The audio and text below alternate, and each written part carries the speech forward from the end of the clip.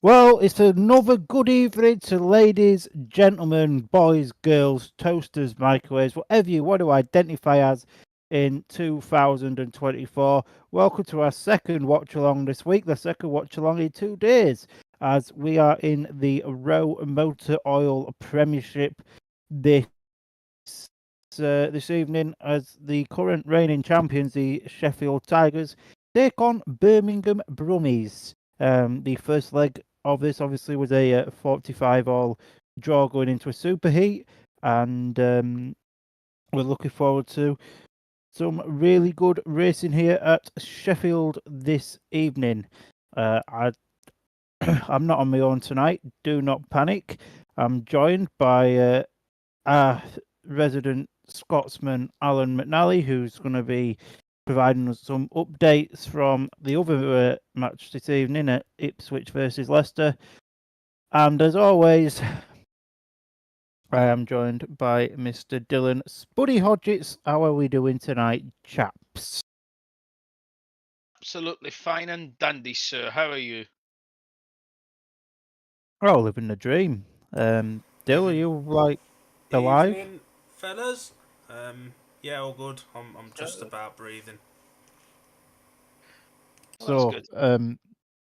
before we kick the stream off and give the lineups, we do have a bit of a funny story actually. So the Birmingham guest at reserve, Simon Lamberts, forgot his actual race suit tonight, and is using the ones that have been on my wall for the past 6 months. What a wally. So Oh, sigh. yeah, a little bit of a Doyle there, but hey ho. Not a Jason Doyle, though. No, no, he's allowed to ride. That was certainly a way to kick off proceedings this evening. Looking at the messages in a group chat, it sounds like I may have got a mention. Hey. Congratulations. So thanks to BSN for that. So Mr. Hodgetts, you are a fine man. Would you like to list us who's going for the Tigers this evening, or the Brummies, whichever I'll let one? you do that one. I'll do the Brummies. So riding for Sheffield Tigers from Yorkshire. Jack Alder rides at number 1. It is Josh Pickering rider replacement at number 2. Chris Alder at 3. Captain Kyle Howarth at 4. Ty Wolfenden rides at 5. Jason Edwards rides at 6. And Dan Jilks, the rising star, rides at number 7. Before we go on to the for the Brummies rider to watch, Palmer.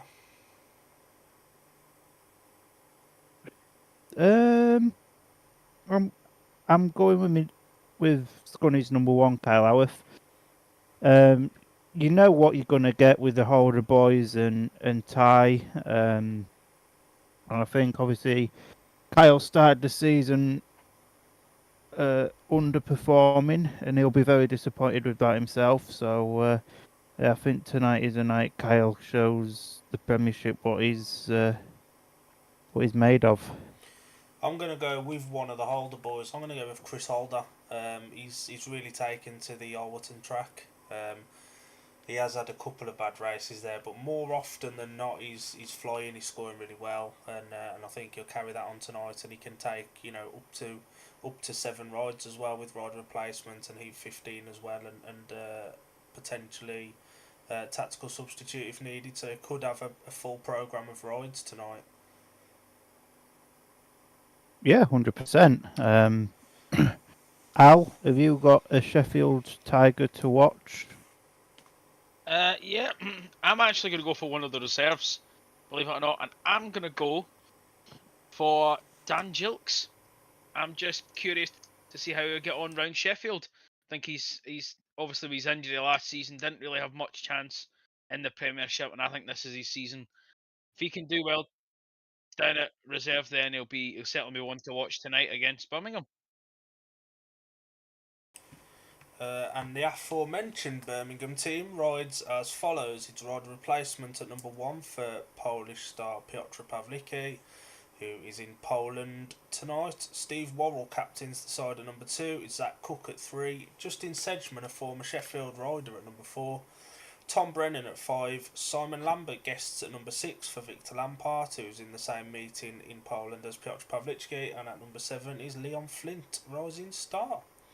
Palmer, your Brummie to watch. You see, this is a very hard question, this. And I've actually gone for 4 riders to watch. Purely because I couldn't pick a single one out. Blimey.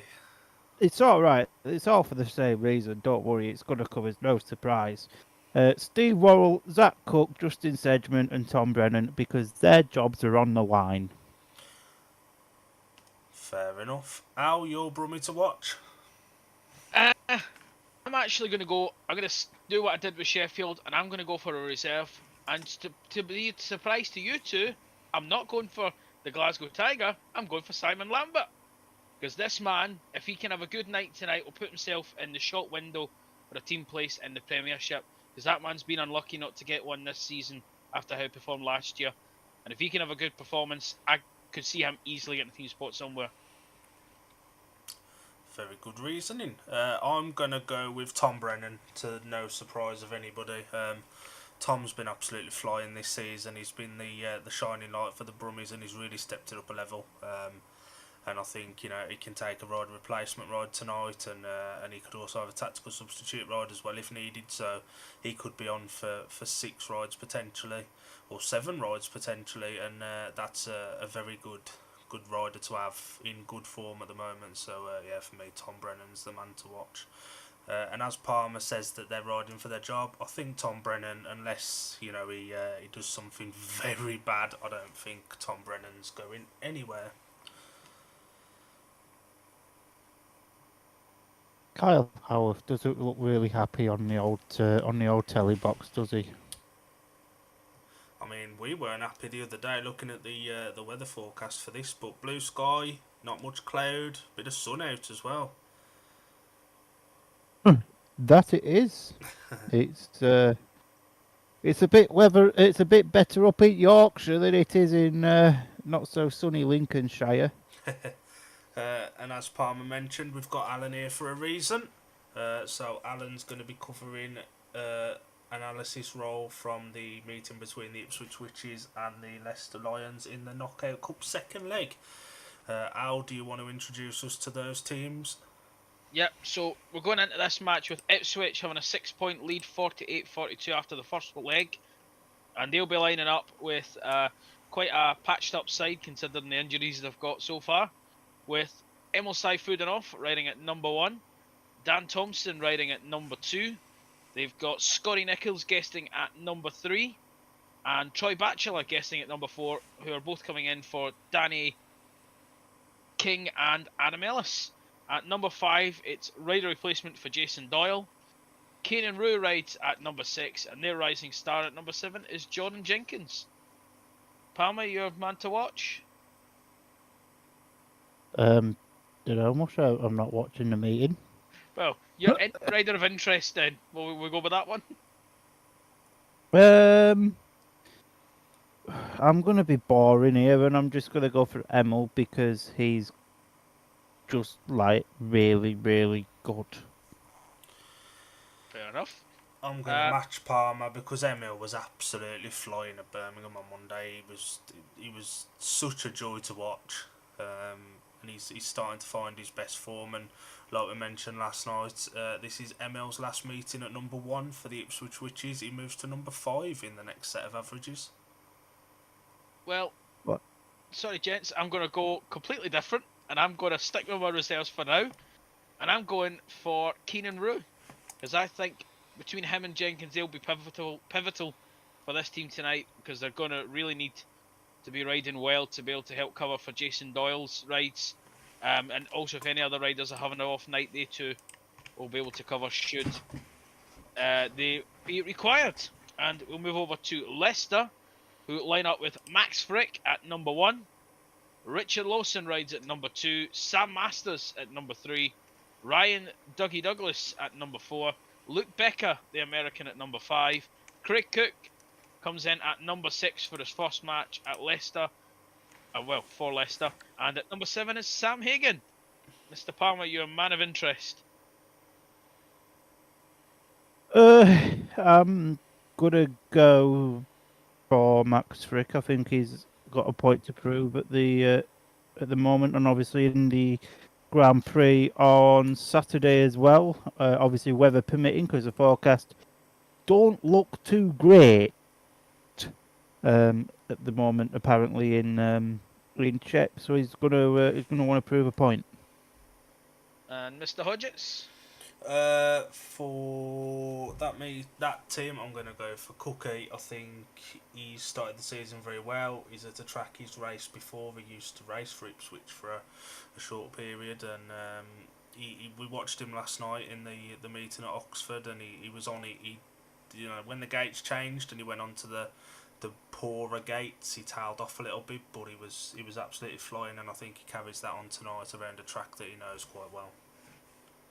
Well, I'm actually going to agree with Mr. Hodgetts. I'm also going to go for Craig Cook, because I don't think him joining that team was well received by the fans, and he'll definitely have a point to prove after racing for Leicester last season, and I'm sure he'll be up for this one. And I think if he has a good night, then I think the fans will come on board with him joining, but it'll all depend how he gets on tonight.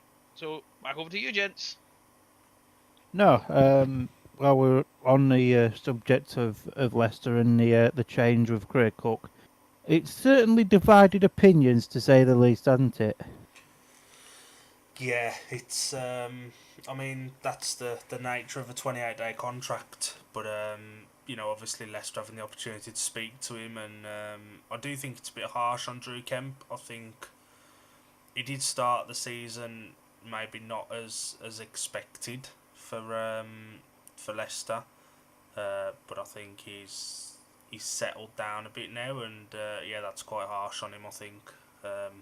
And the irony is that the man who went back to Oxford to replace Cookie has got injured again, so wouldn't it be quite ironic if Drew Kemp was the rider that Oxford ended up calling up to guest for them on Monday against Leicester?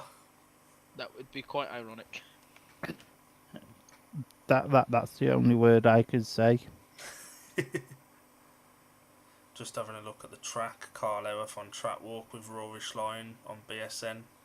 Another reminder that we'll only be talking about the action as we see it and giving our reactions. If you do want to watch the action, the meeting is on BSN for $12.99 for a one-off pass, and it's included in the Premiership season pass.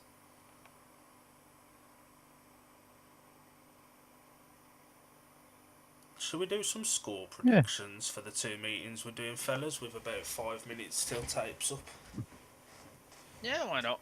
Yeah, go on then. We'll cross over to Ipswich first and do score predictions there. Alan?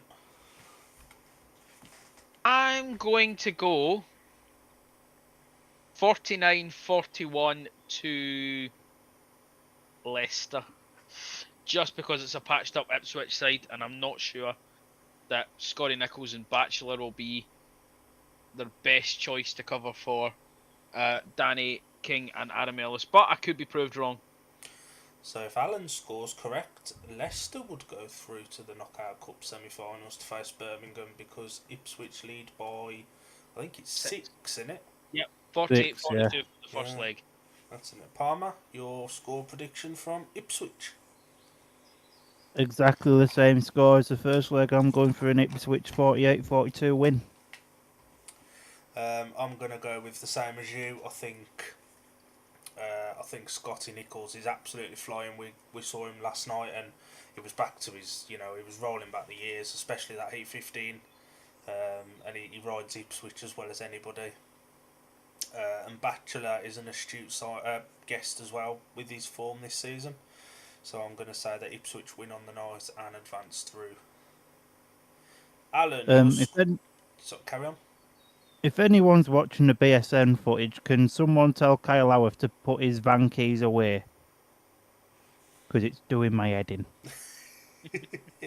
He'll be at Scuddy tomorrow. You can tell him yourself. Oh, I shall. Al, your prediction for the score on the meeting we're watching? I'm going to say 48-42 to Sheffield.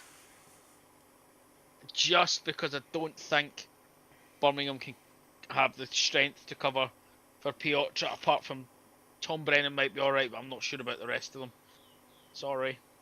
Palmer? Dill, I love you, but it's going to be 52-38 to Sheffield. Soz. I ran this meeting through on a results generator earlier and it came out 50-40 to Sheffield, so that's what my prediction's going to be, 50-40 to Sheffield. As Rory Schlein keeps talking. Honest. Well, you got to... Hi, my name is Rory and I am an Australian, but I won a British title in lockdown. Thanks.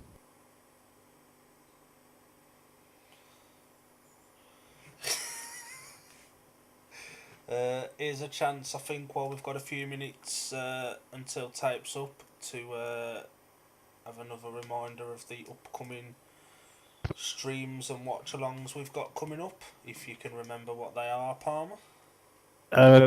So I do believe on Sunday we're doing a watch along to the British Under-21 final. And then on the Wednesday, so 6 short or long days time, however long your days are. And then we've got a week today, Kings Lynn versus the Sheffield Tigers. Don't ask me what's after that because I don't really know. And the one next Wednesday is Poole versus Redcar. That one. I thought I'd mention that, but obviously not. Do those Kevlar Simon Lambert's got on look familiar, Palmer? They do look oddly familiar. My wall's got a lot brighter. You've charged him a loan-in fee for those. Oh, of course. Riders just doing their parade laps now for the crowd. And as Palmer's already mentioned, one of these riders that are riding for the Brummies will be getting a phone call in the morning that they don't want to be getting. So, when you're in that predicament, I suppose each rider's kind of different, but do you just think, well, if you don't want me, I'm not bothered, because the rider availability in the UK is not great, so they sort of know in the back of their heads they'll get picked up somewhere else?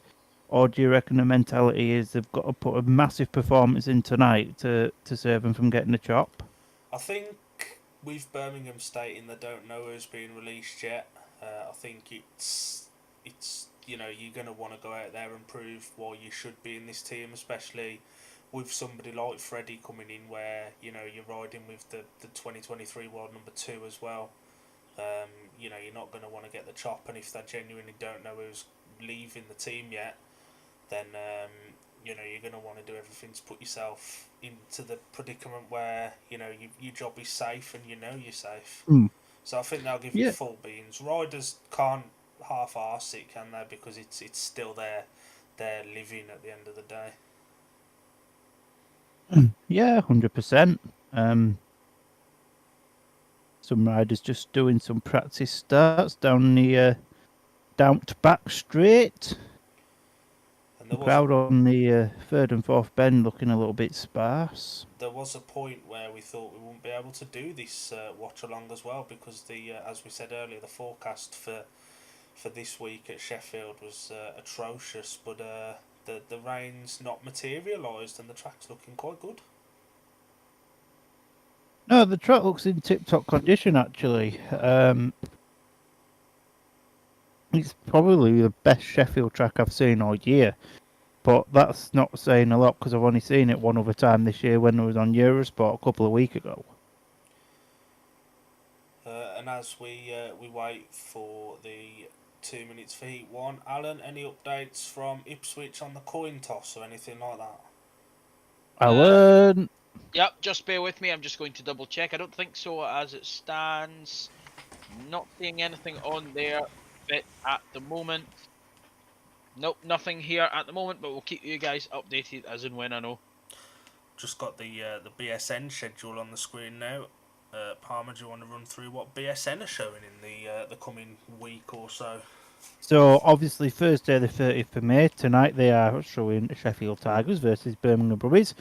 On Saturday, watch this meeting instead of the GP because GP will be rained off. They're showing Berwick versus Scunny.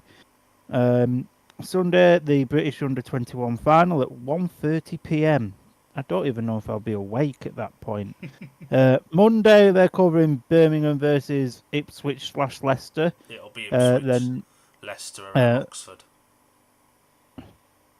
What Dill said. And then on the Wednesday, they are at Poole versus Redcar. And then next Thursday, they are at Kings Lynn versus Sheffield Tigers. Riders coming out for Heat number 1. We've got 2 rider replacements to fill in here, actually. It looks like Sheffield are off gates 2 and 4.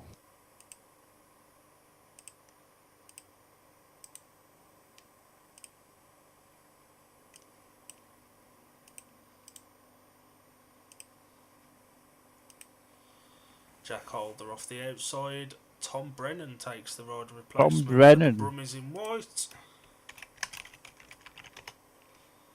And we don't know who's in blue yet. Is that Kyle? No, it's Jason Edwards. Smiley man. So the lineup for Heat number 1. Going off the inside gate in yellow is Steve Worrell. Gate 2 in blue, rider replacement for the Tigers, Jason Edwards. Gate 3 in white, rider replacement for the Brummies, Tom Brennan. And off the outside in red is Jack Holder.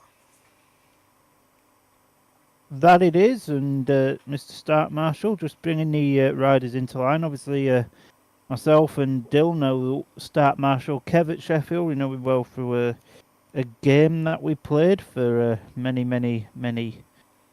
years. What a guy.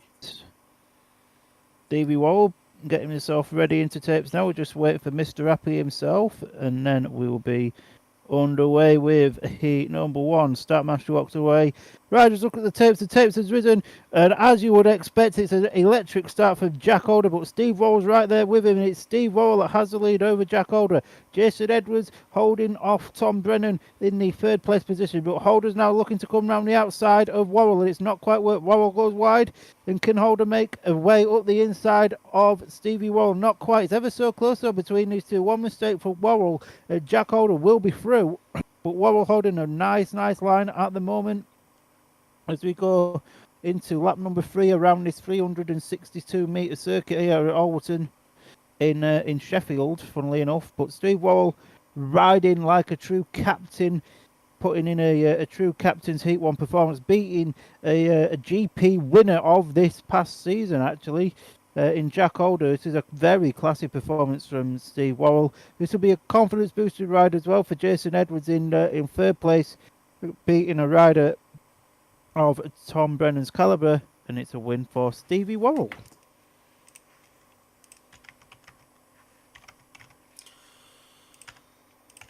Very good, solid ride there from Steve for the Brummies there. Yeah, very good opening ride for Steve. Tom Brennan actually made it as well, but with Jack Holder coming across from the outside and Jason Edwards just drifting out slightly, Brennan almost found himself in a Sheffield sandwich and was unable to land a blow. But yeah, brilliant ride out front for Steve Worrell. 2nd in red, Jack Holder, and 3rd in blue, Jason Edwards.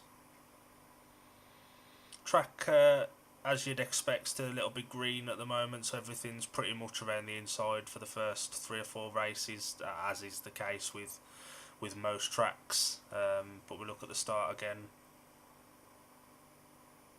Just a really good gate from Steve Worrell. Just got to the bend and Holder clamping Brennan down. gave Edwards the third place, and early on there's very little opportunity to pass, and Tom Brendan found that out. It was a very, very good battle up front between Jack Holder and Steve Worrell. No matter what Jack throwed at him, Steve always repaid the compliment. And Steve Worrell's really turned his season around in the past couple of weeks. He started really well at Oxford for the Brummies, and then had a little bit of a lull, but he has started to turn it around again. And as we say, it was all pretty much around the inside there for the opening block of races. And it's very rare you see Jack Holder beat at Alwerton. Yeah, it's not very often you see that happen. So no, fair play to Steve for riding a very, very good race. Tom, for a Brummies point of view, Tom's just got to go and put that out of mind now and go back into the pits and refocus, ready to face Ty Wolfenden in Heat 4. Yeah, there's no easy races in this league, is there? Sam Malenko talking to, well, not even talking to Simon Lambert, is just kind of looking at him. Any idea who that is on the spanners for Si? That is ex-rider Liam Rumsey. And we have a vested interest at D&D Media in Simon Lambert because he's one of our sponsored riders. Yes, he is. Yeah, it was probably the easiest deal we've had to, or I've had to do on behalf of us. And yeah, he's happy to have us on board, and we're happy to be on board. And he's a good pal to both of us, and yeah.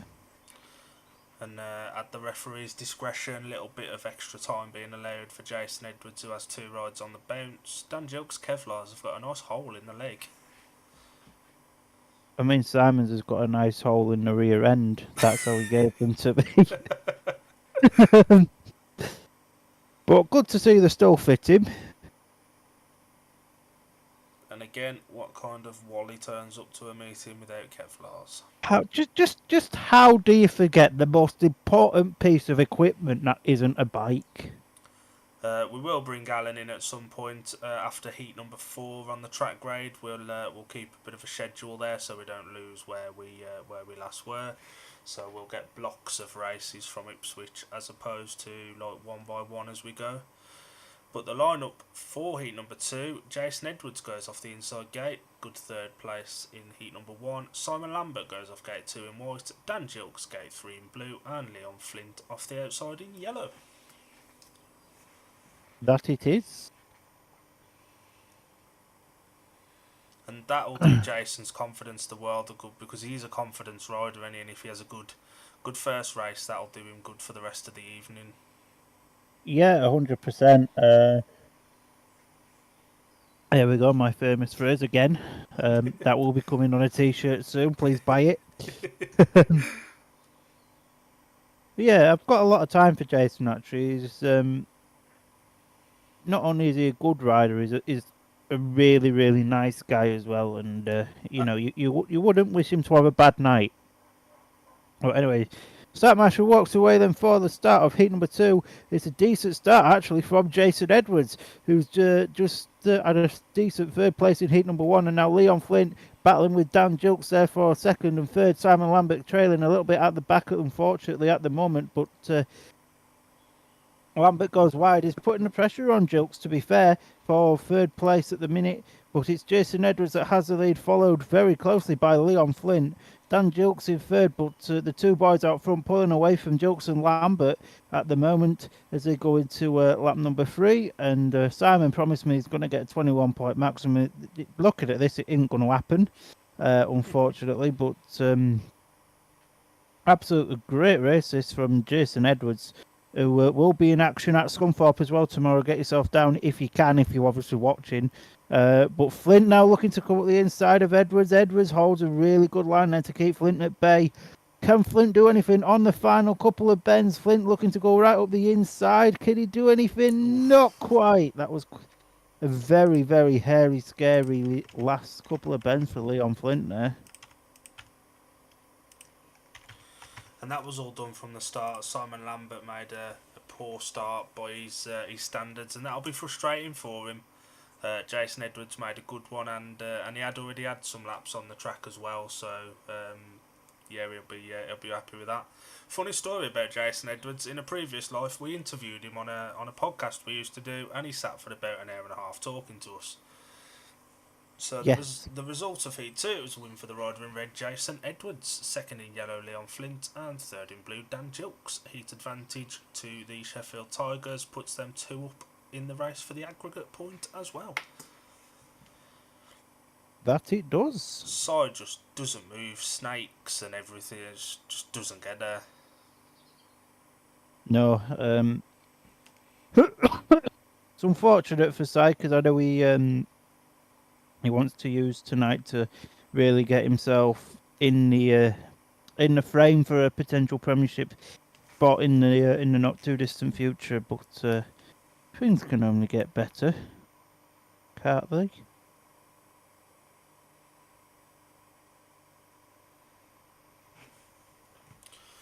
And the riders at the tapes for Heat 3 now. There's my rider to watch off the outside in red, Chris Holder. And, I mean, carry on. So far, Gate 4, the one that's off, has been very consistent. Yeah. The lineup for Heat number 3, Zach Cook rides off the inside gate in white, Gate 2 in blue is Carl Howarth, Gate 3 in yellow Justin Sedgman, recent signing for the Brummies, and off the outside in red is Chris Holder, the 2012 World Champion. That's a while back, that now. 12 years ago. Wow, I didn't even realise it was as long as that. I knew it was a while back. I didn't think it was quite that long. Yeah, I remember that meeting like it was yesterday. Big Kev bringing or trying to bring the riders into line. Not quite working out, Kev. You need to use naughty words at them, and then they might listen to you. Just waiting for Jack Holder to pull forward. Chris, mate. Chris. And Carl Howarth, the only non-Aussie in this race. That is it, and it's whoa! We've got carnage there already on the first bend there. Will the red lights go on? Carl Howarth could get that up, but he's not gonna. They went on late then. Could be an exclusion for Carl Howarth here. I'd like to see that again, to be honest. So, the start marshal walked away. Could Zach Cook be in trouble there though as well? Nah, I don't think Cookie does a lot wrong. It'll either be all 4 back, but then as we all know, when the Reds take a while to go on, usually there's a disqualification. They were on by the third. Could be tight. I'd be interested to see the back view of that. No, we see the front one again. Front one again. Offs. Bang, there was contact there between Cook and Howarth. All 4 back, I'd say. It's unusual though, because the red lights didn't go straight on. Here's another view. Oh no, we're back at the front again. Give us another view. No. There we go. There we go.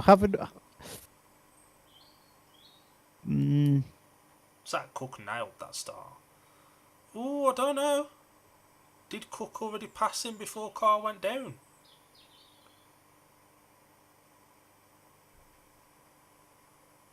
Simon Stead doesn't look too pleased. There's a man in a suit. Why would you wear a suit to Speedway? There's something to him. Looking at them pictures, it looks like it'd probably be all 4 back. I think on the first, Chris Holder doing some gardening, or the cha-cha slide, one of the two. Well, while we've got this slight delay, he's got to give the crowd something to look forward to. That is true. I do think all 4 back's probably the right call. I was just a bit surprised that the red lights didn't go on straight away. They almost went on, half a lap after the actual incident. First bend, innit? Which would usually suggest that the referee believed the rider could clear the track tonight's ref is Michael Brecken. And I would imagine, unlike at Workington the other day, the referee will have access to the replays and all the footage that we're talking about to you, lovely lot. It is all four back.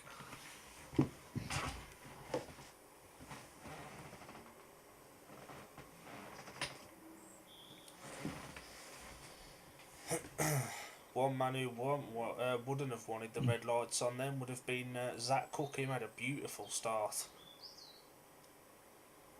That was a good. including seemingly taking Carl Howarth's front wheel with him.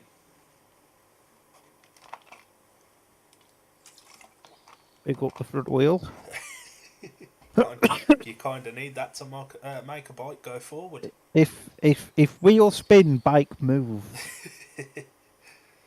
That's what normally happens. Let's see if we get any back wheel antics tonight, so you can say your favourite quote. Which one? Well, the wheelie one. Oh, not the. Yeah, 100%. Chris Holder's the first one to pull forward this time. He was last in the initial staging. Alright, looks like we're just waiting for Brummies. So start Marshall walks away from the tapes and second time running for heat number 3. It's a fairly even start, but Chris Holder's got that lead, and it's Zach Cook in second place, followed by Justin Sedgman in the third. Kyle Howarth struggling a little bit at the back. But Chris Holder, vintage Holder, as some ex-commentators may have said in the old past, goes into lap 2. He's just clearing off now from the Brummies pair. Can Kyle Howarth gain anything on the Brummies, or is it going to be a 3-3? Well, I'm sure we'll find out soon. Ex-Tiger Justin Sedgman riding a decent race there in second place. Zach Cook not too far behind him in third.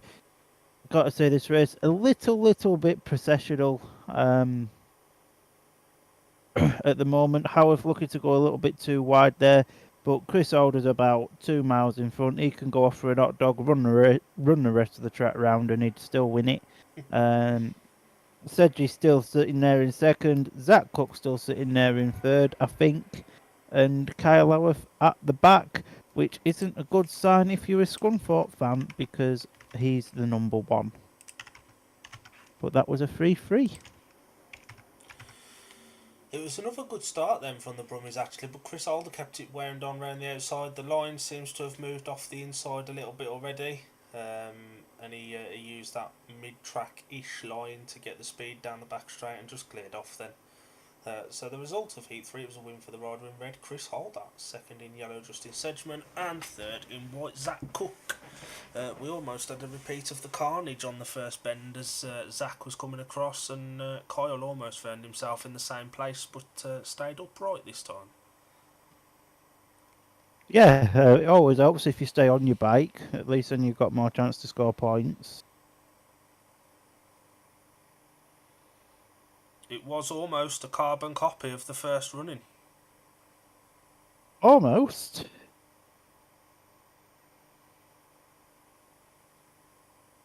And Chris had the race won from there.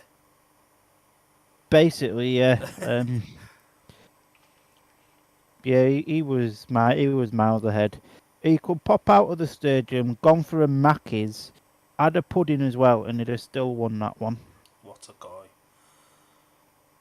And Sheffield will make advantage of Gate 4 again in this one with Ty Woofenden, just the small matter of 3 World Championships. Only 3? Only 3. Amateur numbers, that. The full lineup of heat number 4 going off the inside gate in yellow is Leon Flint.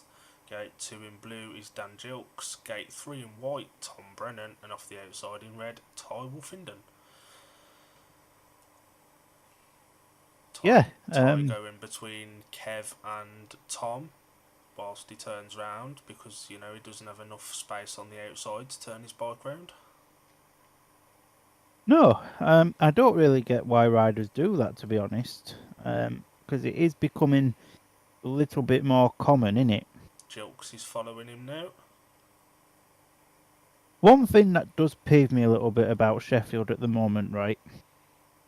Ty Wolfenden's got ATPI basically on his shoulder, but none of the others have. It's his personal sponsor, isn't it?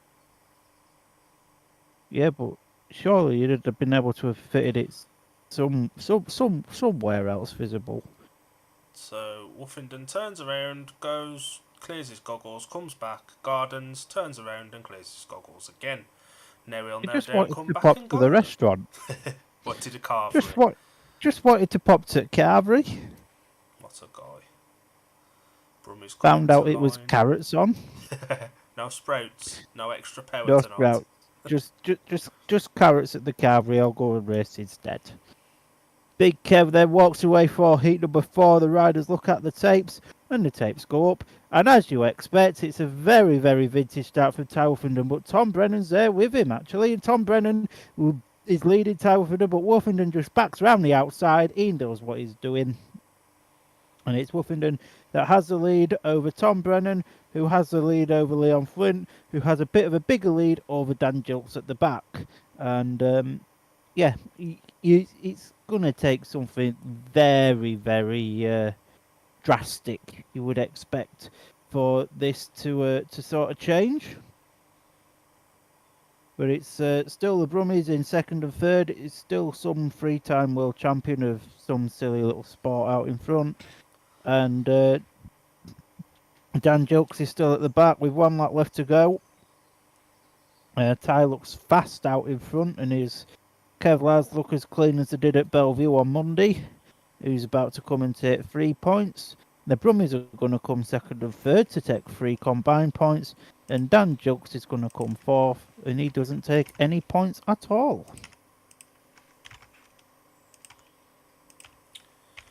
You have to feel for Jilksy there. Got clamped out of it by the two Brummies. Almost, some may argue, an unsatisfactory start there. His race was run before the first turn. But no such problems for Wolfenden, who trapped. Brennan was there early on, but Wolfenden knew where to put the back wheel and just clear off down the straight. And takes the 3 points with Tom Brennan second and Leon Flint in third. Just watch the two Brummies and Dan Jilks here. Dan's just a meat in the sandwich there, isn't he? Yeah. And that was effectively his race over at that point. Done and dusted. Yeah, I do feel a lot for Dan, to be fair. Not for myself, just to clarify. You sure you're not yourself? Yeah, no, I do feel for Jilksy because he's not putting in the performances like he was, say, a year ago, and it's got to be on his mind, affecting his confidence. And I'd say that's probably part of the reason why he's joined Redcar, which you'll get to see up and first hand tomorrow. While we've got track grading, we'll bring in Alan to give us the scores from Ipswich. Yep, thank you, Mr. Hodges. We've only actually had 3 races at Ipswich. There was a little slight delay. However, in heat number 1, it's been a shock result. Richard Lawson, the winner, and Max Frick joined him in second, take a 5-1 over the Ipswich Witches, with Emma Seifudenov finishing in third and Dan Thompson retiring. In heat number 2, however, it went a 5-1 in the way of the Ipswich Witches, with Keenan Rue winning and Jordan Jenkins in second. That one was actually rerun because Craig Cook fell in the first running, and Sam Hagan finishing in third, making the score 6 each. And in heat number 4, heat 3, Scott Nichols won heat 3 with Sam Masters in second and Ryan Douglas in third to keep the scores level at 3 points apiece on the night, and for that heat, and 9-9 on the night.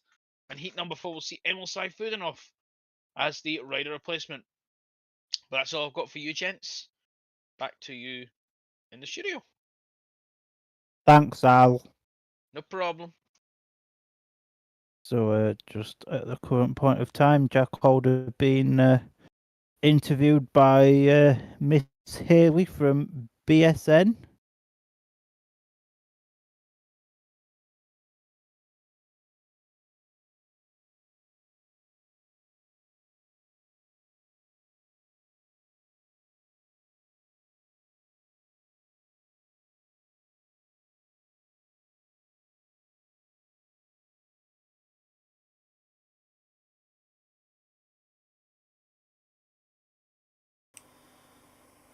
We just see Jack Holder being interviewed on BSN at the moment. Yeah, he's talking some words into a microphone with a can of Monster in front of him.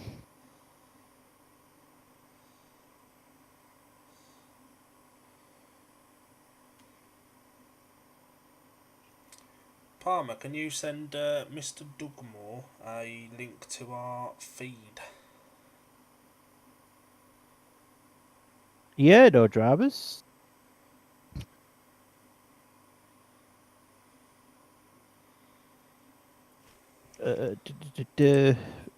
YouTube. And like we said in the live, running of Heat 1, very unusual to see the man on the screen at the moment being beaten around Alderton. Yeah, it's not very often you see that happen.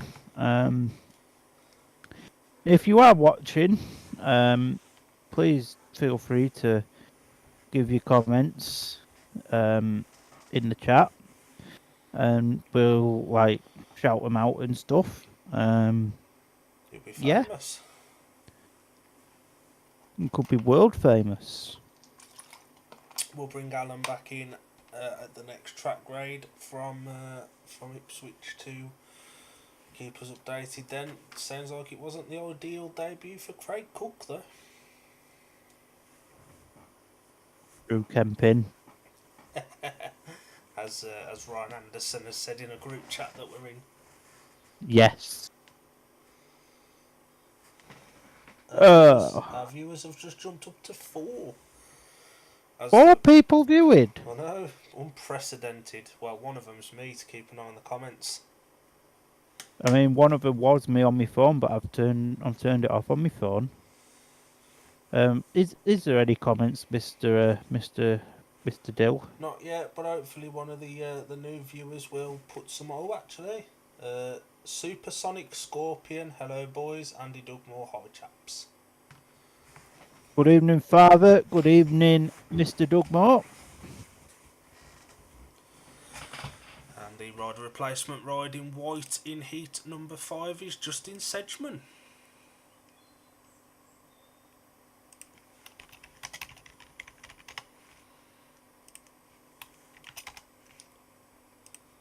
So, current lineup then for 8-5, or do you do that bit? Actually, you're good at that.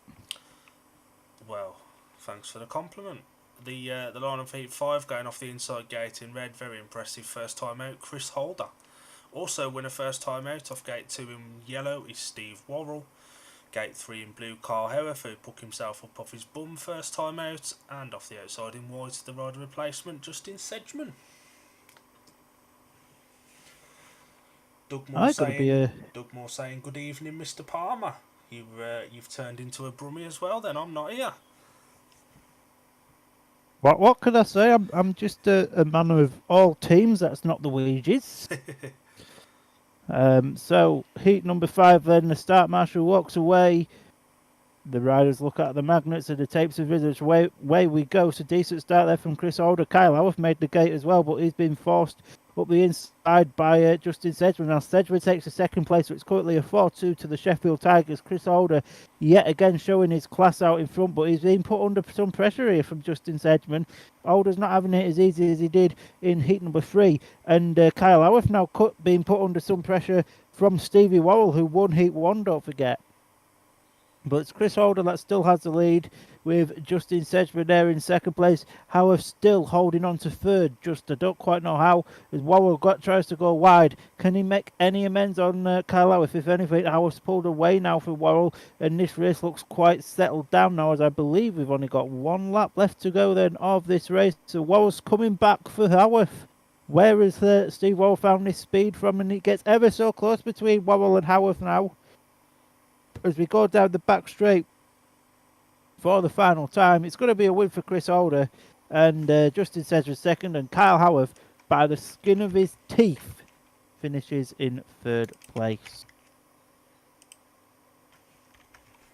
And now I do believe, if my maths is right, so it probably isn't, it's a 4-2. You are correct. Yay. It's always good. Gate 1 seems to be having a little bit of a nightmare tonight. Results of heat number 5, it was a win. Second on the bounce for Chris Holder. Second in white, Justin Sedgman. And third in blue, Carl Howarth. Steve Worrell paid the price for a poor start then, I think, off the inside gate.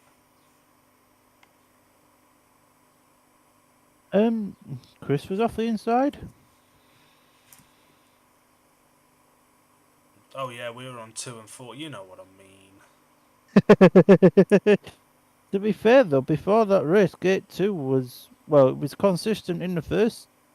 Actually, no, it's Gate 4 I'm thinking of. Sedgy's there. Does well He to is get there. Around, does well to get around Howarth, but Chris Holder knows exactly where to put his back wheel. And it was almost a battle of Scunthorpe number 1s past and present at the back. And potentially future, who knows? Well, who knows indeed. Steve Worrell does get through there, and Carl Howarth just has the speed to get back around the outside of him. Little bit processional at the moment, isn't it? There's not a lot of racing happening after the first turn. No. And it's like, that's been the thing for Sheffield for a while now, actually. Even like in the days I used to go regular, the racing wouldn't be spectacular.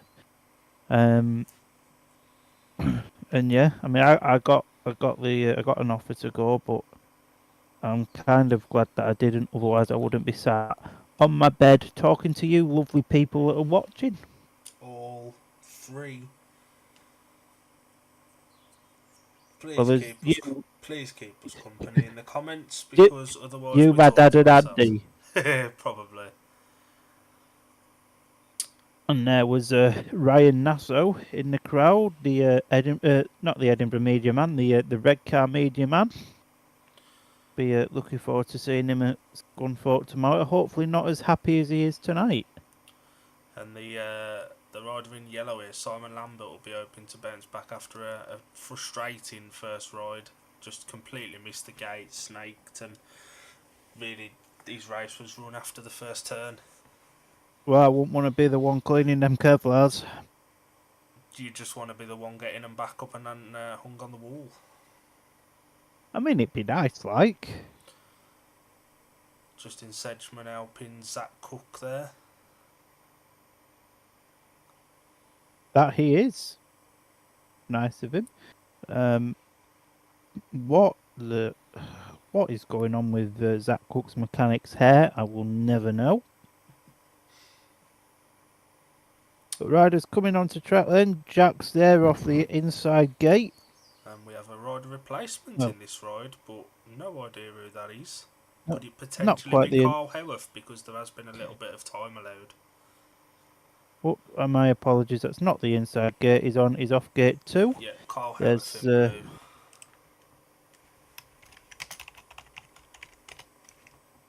Kyle Howarth.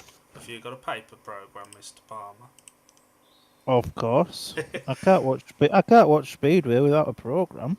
The lineup for heat number 6, going off the inside gate in white for his third ride of the evening, Tom Brennan. Gate 2 in red, Jack Holder, beaten first time out by Steve Worrell. Gate 3 in yellow, Simon Lambert, and off the outside also for his third ride of the meeting, rider replacement in blue, Carl Howarth. Your man to watch, Palmer. My riders off gates 3 and 4. Yeah. It's almost Scunny versus Tom Brennan and Jack Holder. Yeah. Oh, them legs look absolutely filthy. They can't go back on the wall like that. They'll mess the paintwork up. So the riders are coming into tapes for heat number 6 as Mr. Lilly walks away. The tapes has risen. It's a decent start from Kyle Howarth and Simon Lambert, actually. But it is the rider in white, that is Tom Brennan, that has the lead. And now it's Howarth round the outside of with Brennan and Jack looking to come up the inside there with Brennan and Lambert. He's on the pace, but he's just been a little bit unfortunate at the moment. But Jack looks to go wide now. Will he be able to make a pass on Tom Brennan? He's itching ever closer now. Jack Holder moves up to the inside. If Brennan makes one slight little mistake, then Jack will be there. Kyle Howarth, though, leading this one like a captain should by example. And Jack's going wide and Lambert gets close now to Holder, but not quite enough to get past. But it's looking like a 4-2 then to the Tigers unless something drastic happens in this very, very last lap. Jack Holder's all over Tom Brennan now. Can Jack Holder make anything work on Tom Brennan at the moment? Not quite. We've got last 2 bends to go then. Kyle Howarth won this one by a country mile. Tom Brennan finishes second and Jack Holder finishes in 3rd place there.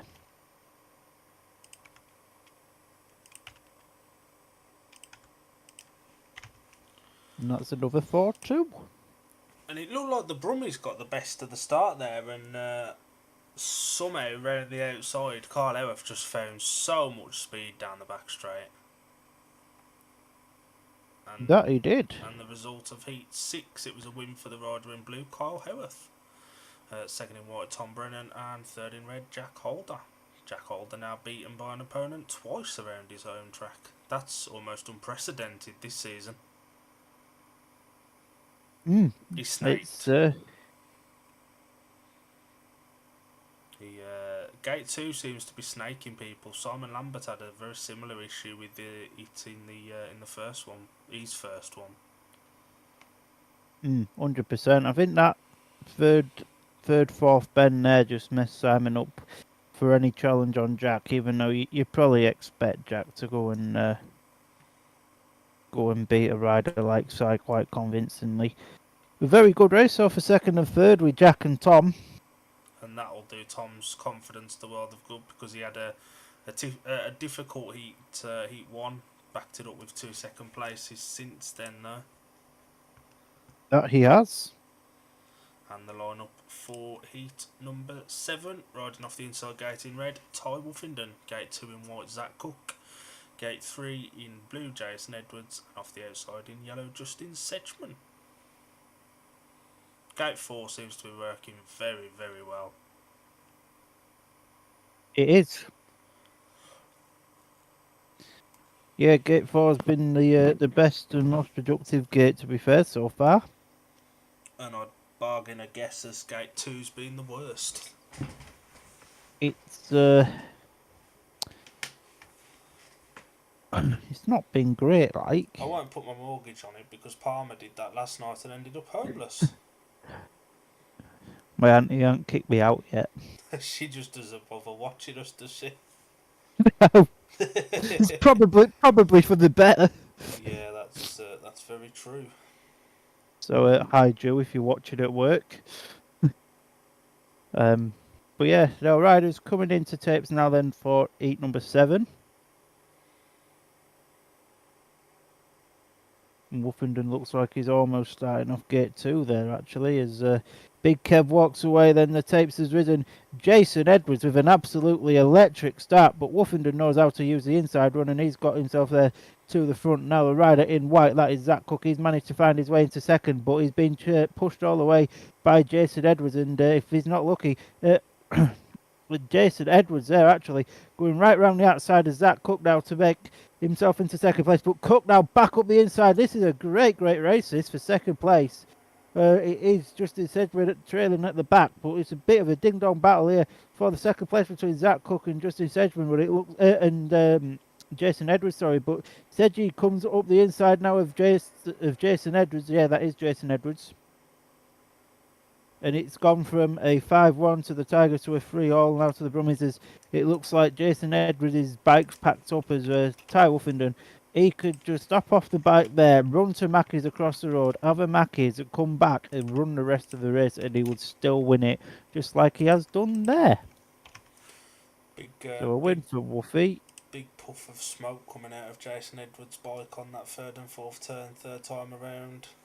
So that's not a costly one for him. Hopefully it isn't. And Wolfenden makes it 2 out of 2.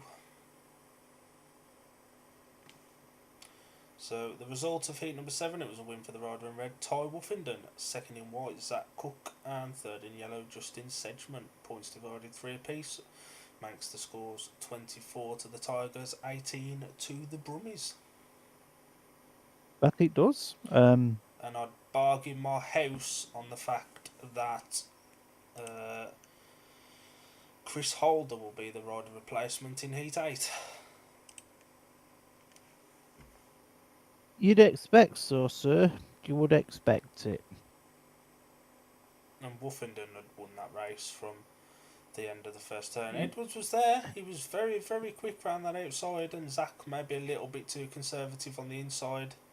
Then Jason runs mid-track, a little bit of no man's land, and Zach cuts straight across the front of him, cuts off his momentum. But you know that for all intents and purposes was race of the night so far. I mean, there's not a lot to choose from, though, is there? Heat 7 or Heat 7 or Heat 7. Did Jason maybe... was he possibly got a puncture there? It looks like he's really struggling from there, but you can definitely see a puff of smoke coming out of that bike there. Yeah, he just went out of shape, didn't he? Just between bends 3 and 4 as well. While we've got a couple of minutes, we'll bring Alan back in for an update from Ipswich. Alan. Dan. We do have an update from Ipswich. So I last left you on Heat 4, which hadn't been run yet. That ended us at 3-all, with Emil Seifudenhoff the winner, and Luke Becker in second, Sam Hagan in third, which then made the scores 12 points apiece. Heat number 5 was won by Super Scotty Nichols, with Richard Lawson and Max Frick piling in for second and third to make the scores 15-all, with another 3 each. And Heat number 6 was won by Emil Seifudenhoff, with Craig Cook in second and Luke Becker in third. Dan Thompson retiring from that heat, which is another 3 each to make the scores 18-all. And in Heat 7, Scott Nichols came in as the rider replacement ride and won the heat, with Sam Masters in second and Brian Douglas in third. Keenan Rue retired, and it made the scores another 3 each to make the scores 21 points apiece. So yeah, been pretty plain sailing since Heat 3 of consecutive 3-3s. So yeah, All do Ipswich all night long with the 6-point lead they've got on the aggregate. All they need to do now is just win races or pack in. That's exactly it. Scotty Nichols unbeaten from 3 rides though. I can't say I'm surprised. He was phenomenal last night on the watch along we did at Oxford, weren't he, Palmer? Oh, he was. He was brilliant, and a bit of a surprise though to see Dan Thompson failing to score from 2 rides. Yeah, the move into the main body not quite worked out for Dan. He started well, and then he had to move to number 4 at Birmingham on Monday. Got, I think it was 1 point from the 3 rides he took. Has that just upset his momentum a little bit at maybe a wrong time with the under-21s on Sunday? Maybe, and another thing here as well. Troy Batchelor's run 2 last places. That surprises me. That does surprise me. Given the start, Carry on. given the start of the season, that is a bit of a big shock. It is, yeah. And Hayley Bromley interviewing Leon Flint on the BSN stream. Again, a reminder that you can buy the one-off pass to watch this meeting on BSN for $12.99, or it's included in the Premiership season pass. That it is. And if you're Sam Ermolenko and Chris Adams, you've got to be thinking, potentially tactical substitute time. Obviously, Heat 8's protected. Maybe take Simon Lambert out of Heat 9 and put somebody in with Tom Brennan. Although against the unbeaten Chris Holder and Carl Howarth, who won last time out impressively, there's no real weaknesses in this Sheffield team at the moment, apart from maybe Jack Holder at the moment. Yeah, 100%. It's hard to disagree with that.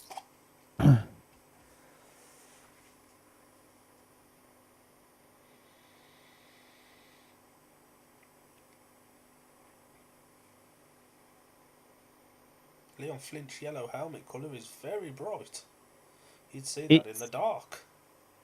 it is quite yellow, isn't it?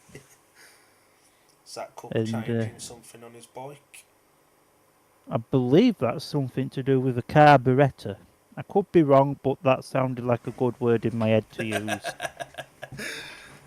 Dan Palmer, the Speedway mechanic. Well, you know, I've been around this sport and around these bikes long enough, and I know the spongy thing there has a carburettor in it.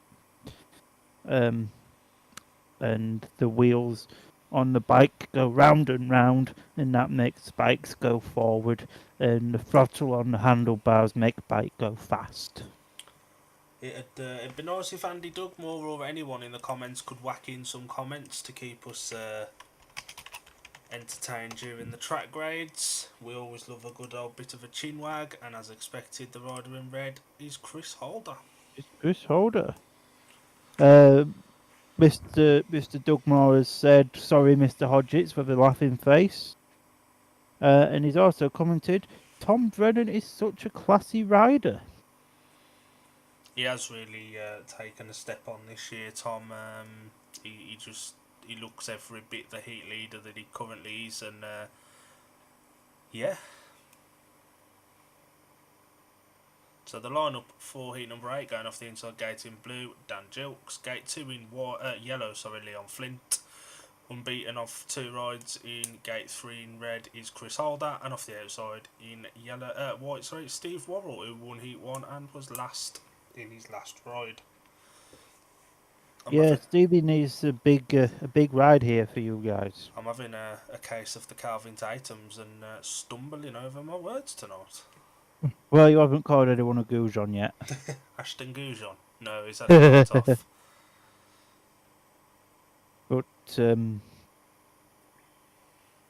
But yeah, very, very interesting race this. Gilks and Worrell, to be fair, need a big ride here. Leon Flint's had a very, very reasonable night so far for Brummies, but the riders then, they're revving the throttles up, and they look at the tapes, and the tapes has risen, and it's a fairly solid start from the outside from Stevie Worrell, but Dan Gilks is there up the inside, and Gilks currently has the lead, but Worrell around the outside now. What a ride from Stevie Worrell to take the lead. Now Chris Holder's moved himself into second position. Now, could Holder do anything to get around Stevie Worrell? As Dan Gilks has been put under pressure by Leon Flint, but Gilksy just still holding the third place, but he's coming under immense pressure from Flinty again. But so far, Stevie Worrell still has that lead, and if anything, he's starting to pull away a little bit from Chris Holder as Gilks goes wide and Flint up the inside, but Gilks repays the compliment nicely. But it's an epic battle there for third and fourth, and they get ever so close as they come to the home straight now. We've got 1 lap left to go. Can Gilks hold on for third, or will Flinty be able to manage to pass Dan Gilks? It won't be for a lack of effort if he can't. He's ever so close now at the front between Worrell then Holder. Worrell goes wide, and Worrell just gets that one. And Gilks finishes third. What a race.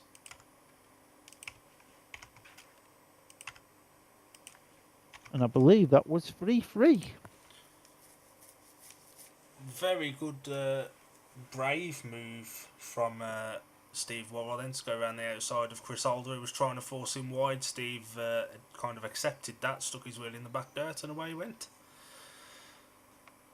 Yeah, and that's one thing about Sheffield. You know, you're going to get every time you got Sheffield, you know you're going to get a decent bit of dirt on the track. Steve Worrell's just held on to that. I don't even, and Dan Gilks has just held on to third as well. I don't even think it was any question about that. Yeah, it's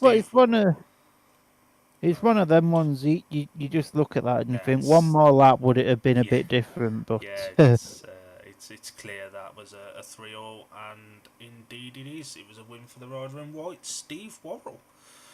Maximum ended for Chris Holder in second in red, and third in blue. Crucially for the Tigers, Dan Gilks keeps the gap at 6 points, and potentially a tactical substitute for the Brummies in the next one. You'd expect so. There will be extra time allowed because Chris Holder has 2 rides on the bounce. Although Brummies are on 2 and 4, and as we've just saw there again, Gate 2 not particularly working very well.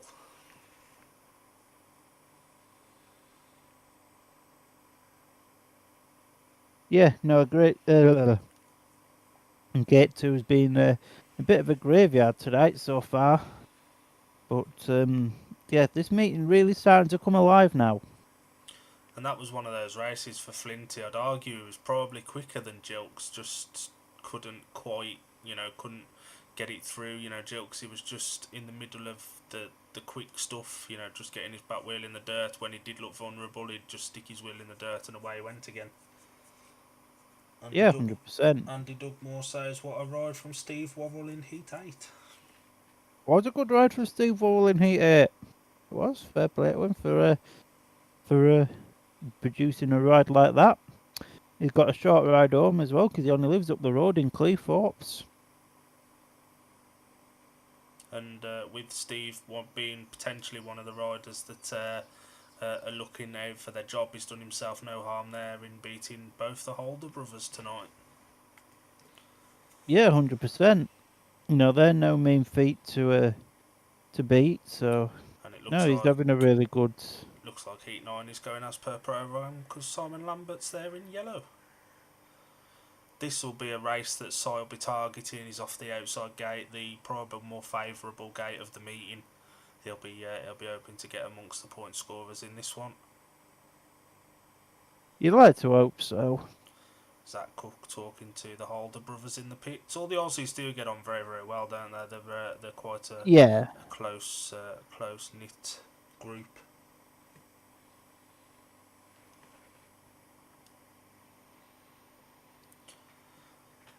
Yeah, no, all the Aussies do seem to get along with each other. They're all mates back in Australia, even doing Aussie championships and that. They ride against each other, but they're the best debuts off the track. And you wouldn't get that in any other sport, would you? No, no.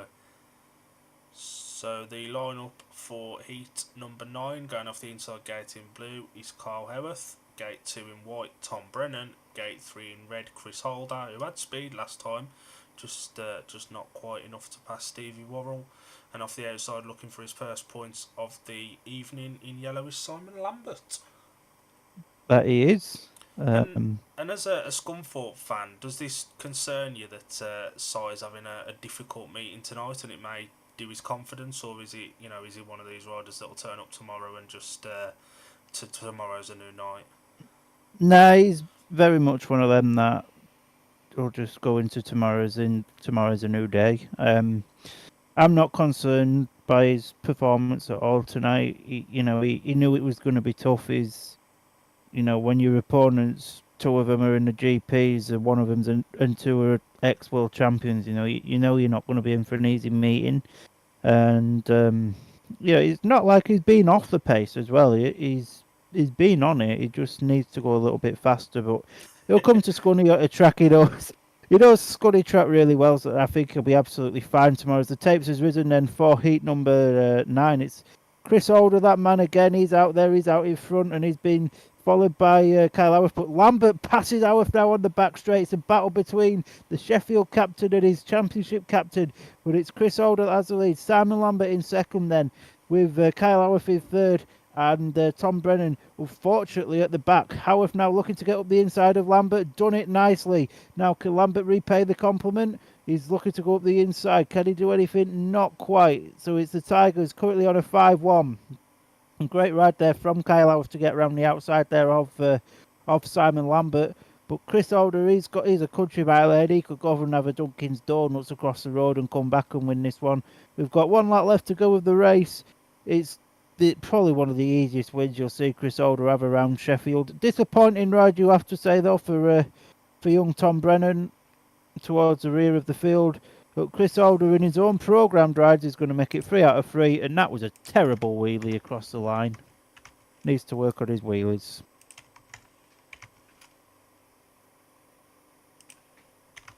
And the curse of Gate 2 strikes again, that time for Tom Brennan. That it does. And when we were waiting for that race to start. In the pitch, Jason Edwards had the blue helmet colour on, so I'd expect to see him in as the rider replacement in heat number 10. But the result of heat 9, it was a win for the rider in red, Chris Holder. His partner was second, Carl Howarth, and Simon Lambert picks up his first point of the evening in third in yellow. Well, at least that'll pay for his suit to be dry cleaned. And Sai actually makes a really good gate. And He does? Tom just doesn't move.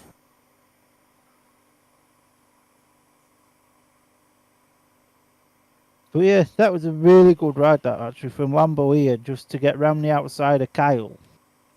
I mean, they could have practiced team riding for tomorrow, like, but you know.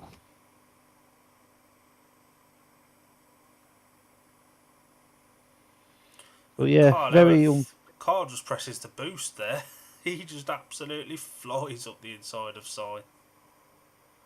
But I do hope Rob Godfrey's taking note of this, and if you provide your number one with a track that has dirt on it, he can go out and score points. As expected, Jason Edwards is the rider replacement. Mr. Smiley Man.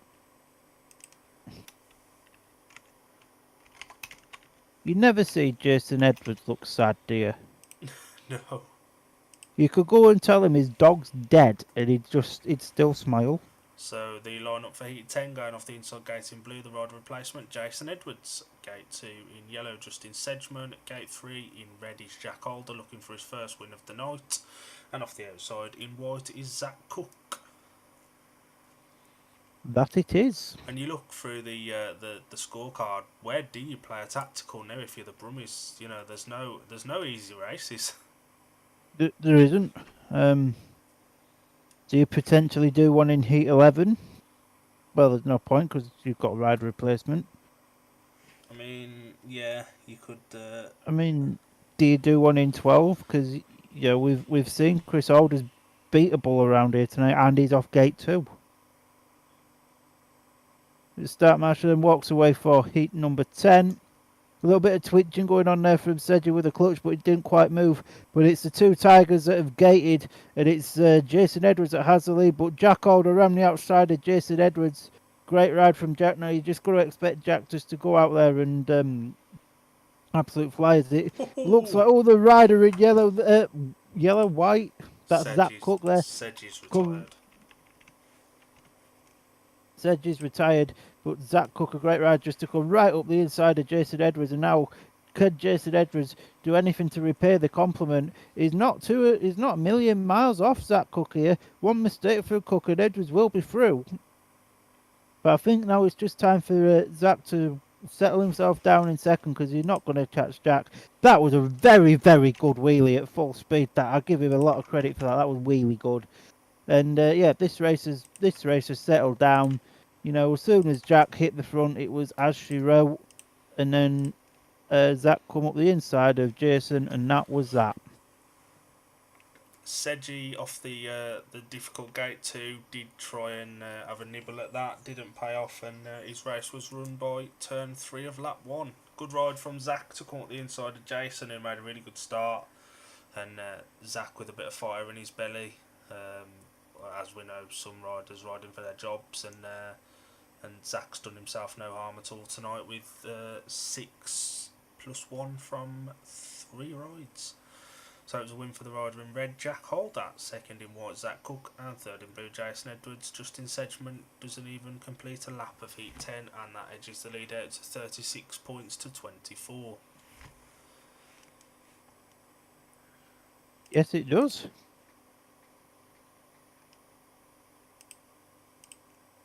But yeah, you could just see here, like, he has a... Oh, no, he don't. He don't have a nibble of the clutch. It did look like it in real time. He twisted the throttle a little bit more. Oh. It's been a long day, all right. Smart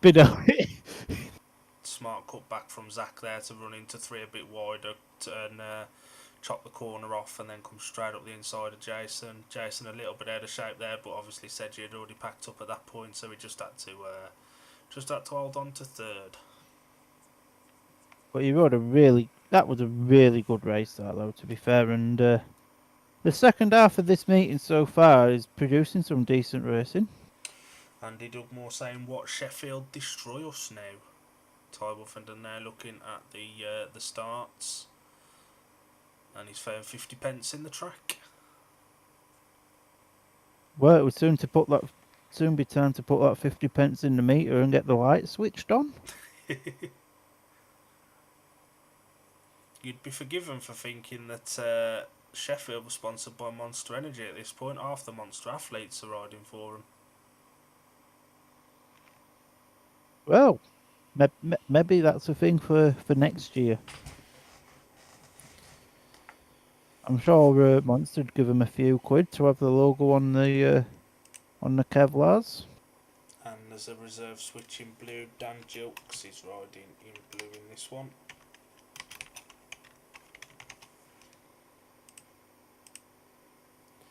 That makes sense.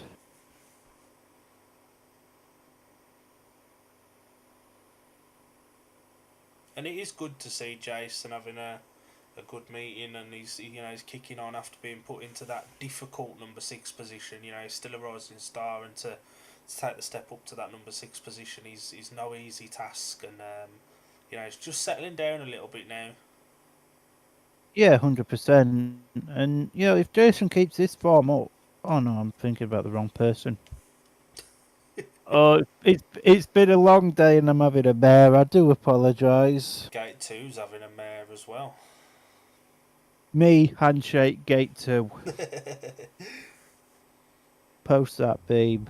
There's been some handshakes going on recently, actually, as old Andy Dugmore would know, but obviously can't say a lot about that at the moment. But yeah, Andy Dugmore's been doing a few handshakes. He'll know what I mean, no doubt. I'd assume there's an interval after Heat 11. You've been to Sheffield more than I have, so you'll know. Sometimes I do, sometimes I don't. It sounds silly, but yeah, they don't have an interval at every meeting. Extra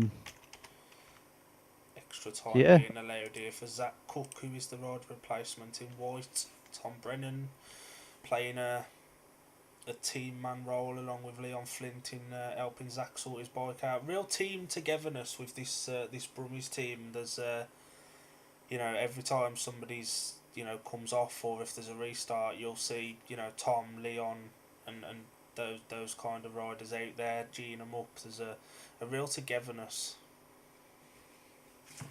Yeah, 100%. And obviously with Freddie coming in, does that spoil that togetherness?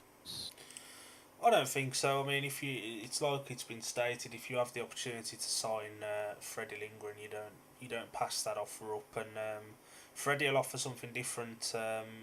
He's one of those riders. He'll walk into the pits and everybody will take notice. Yeah, no, that's a very fair point.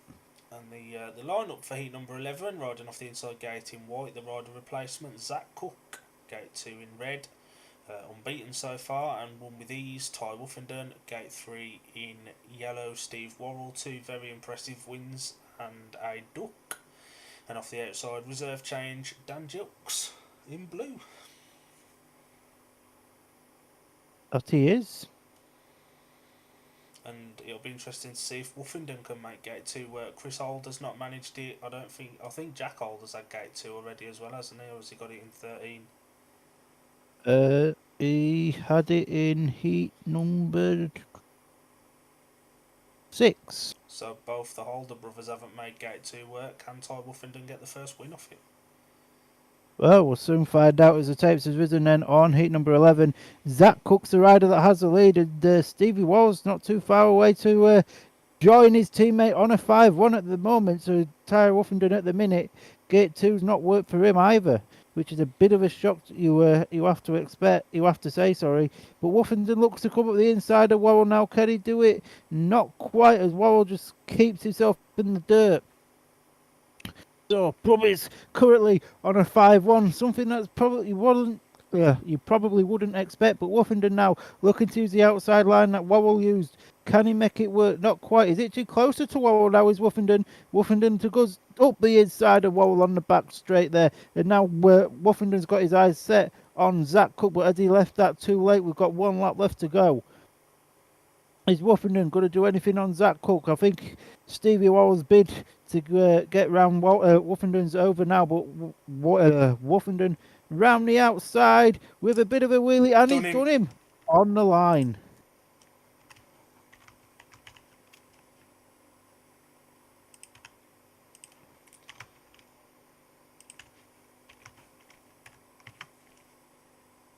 Wow, that was an incredible ride from Ty Woofenden there, but that's definitely a case of what could have been for the Brummies.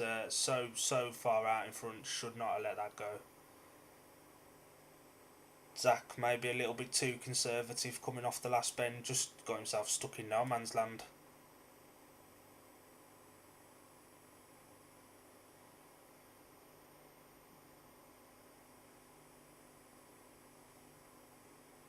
So yeah, 100%. the result of E11, it was a win for the rider in red, Ty Woofenden. Second in white, Zach Cook. And third in yellow, Steve Worrell. Think there'll be an interval now. There's a lot of people walking around on the centre green. Well, centre concrete. Well, half of it's a centre green and half of it's like grass. Not grass, concrete. That's What a what game I meant. from the Brummies this was. Zach Cook nailed that start, absolutely flew. And Steve ran the outside of Woofenden, who decided to go for the inside. And Doug Moore with FFS and 3 angry faces. I can feel his pain on that one, because that shouldn't have been from a 5-1 to a 3-all. No, but to be fair though, it does just prove that the outside line is the place to be, and as soon as Ty got to the outside run, there was going to be no stopping him. Yeah. We'll wait and see if there's a interval at this point. Some tracks have it after 11, some have it after 12, and some don't have it at all, apparently. No, I could certainly tell you a team that don't do intervals. If this was Scunny, you'd be home by now. I'll probably be on 8:15. I'd be about 4 or 5 pints in. Yeah, bit Speedway, since I've stopped commentating on Scuddy TV, has been my excuse to consume many alcoholic beverages. That was made even more impressive by the fact Woofenden lifted off the 4th bend and still controlled it to take the win. Oh, 100%. But it's one of them again, you know, he knew what he was doing, and he played that to perfection as Graham goes round on tractor. So there's the opportunity to bring Alan back in, and then we'll take a quick 5 minutes breather once Alan's spoken to us. Well, it's good to be back. It's been a while. So when I last left you, we were going into heat number 8 with the scores at 21 points apiece. And in heat 8, it was a win for Jordan Jenkins, with Dan Thompson in second, meaning a big 5-1 to the Ipswich Witches to make the score 26 to Ipswich, 22 to Leicester. In heat number 9, Scotty Nichols continuing his winning form, beating Luke Becker in second place and Craig Cook in third to make the score 29 to Ipswich, 25 to Leicester. In heat 10, Dan, you're not going to like what I'm about to tell you. Emil Saifuddin off the winner. Kanan Rue, who came in for Dan Thompson, got second. Sam Masters got third. And Ryan Douglas fell off his bike in that race and didn't finish, and left the scores with that 5-1 to 34-26. Heat 11, once the person in the background stopped crashing about, was a win for Richard Lawson. Max Frick got second, and Dan Thompson, who took the RR, got third. Keenan Root fell, and that race was awarded as a 1-5 to the Leicester Lions to make the scores 35 to Ipswich, 31 to Leicester, which makes it 83-73 on aggregate after 11 heats here at Ipswich. So back to you, gents.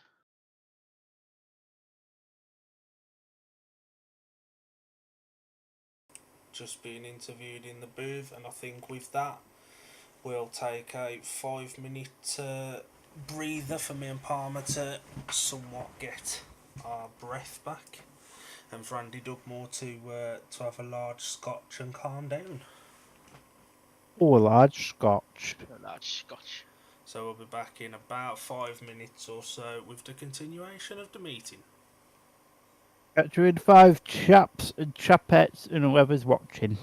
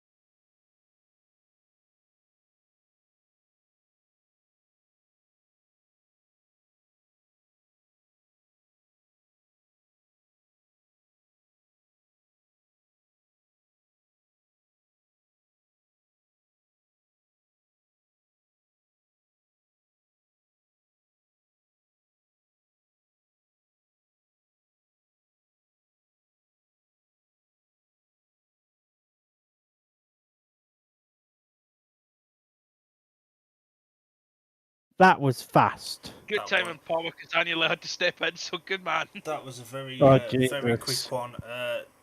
E number 12, Steve Worrell takes tactical substitute riding yellow in place of Simon Lambert. I told you there'd be a tax over here. So the full lineup of heat number 12, Steve Worrell goes off the inside. Hang on, 2 white helmets. Steve Worrell's got a white helmet on, and so has Zach Cook.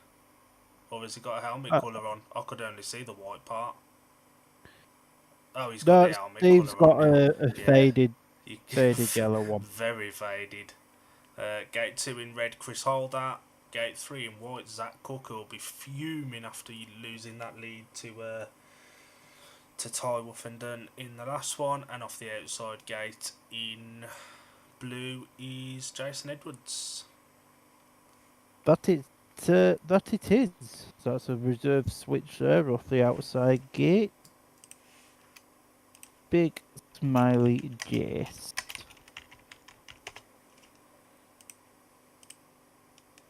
Big Kev trying to get the boys into order.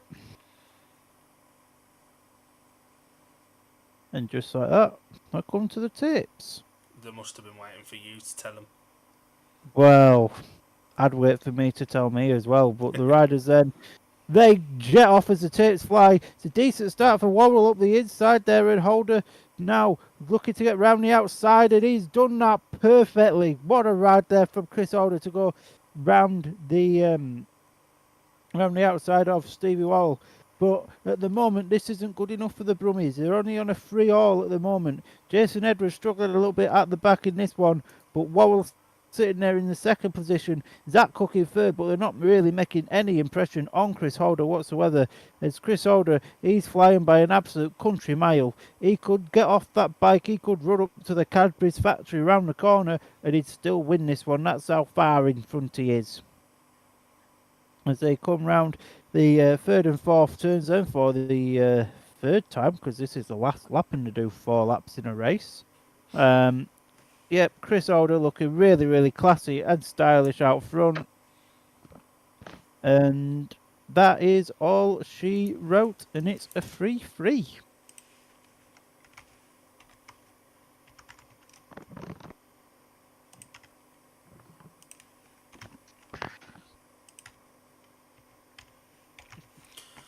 And Chris Holder becomes the first rider to win off gate 2 from the tapes. Ty Wuffenden obviously won Yeah. off there last time out, but he had to work incredibly hard for it. Chris Holder did it all from the first and second turn, just He- cleared off. Yeah, but he ended up passing Worrell on the back straight, though. Well, But I get what you're saying, Mush. it didn't Same take him thing. until the last bend. Yeah. He made a decent gate actually. That was quite an even break. Edwards just crowded out of it on the outside and nowhere really to go. Steve a bit too conservative, just looking at the mid track rather than letting it go towards the fence. Easy for us to say, sat on our chairs.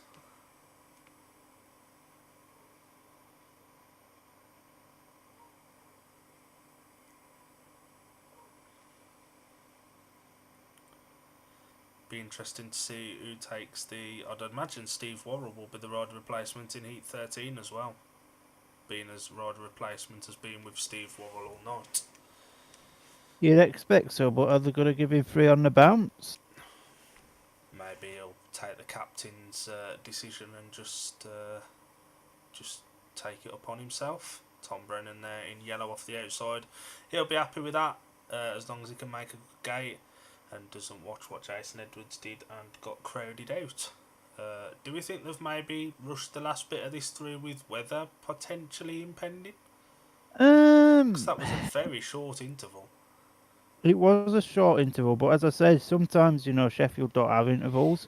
And sometimes, because I do know that they have strict curfews at Alwerton, regardless of what a certain power man says. Eon Yeah. energy. Sheffield do have to have everybody out of the stadium by sort of, can't remember if it was 10 o'clock or 10:30. Well, there's no danger of that curfew coming into effect tonight. So, I think they'd just like to get it done as quickly as they possibly can. And, like most meetings I've been there, I've been leaving to come back to the train station for about 9 o'clock.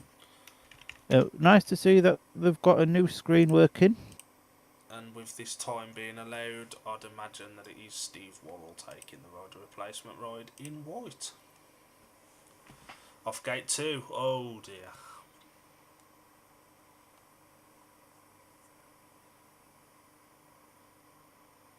Yep, Steve Worrell has got the white helmet on.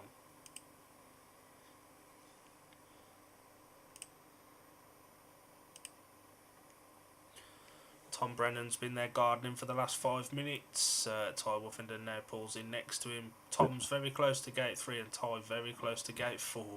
Which one is the start marshal going to make? I need some gardening doing. Can Tom teach me how to do it? The lineup for heat number 13 going off the inside gate in red, Jack Holder. Gate 2 in white, the rider replacement for his third ride on the bounce, Steve Worrell. Gate 3 in blue is Ty Wuffenden, and off the outside in yellow, Tom Brennan, who's had a bit of a difficult night by his standards. 2 seconds, 2 lasts, and will be hoping to right that wrong here. Well, you can't say he's not been consistent.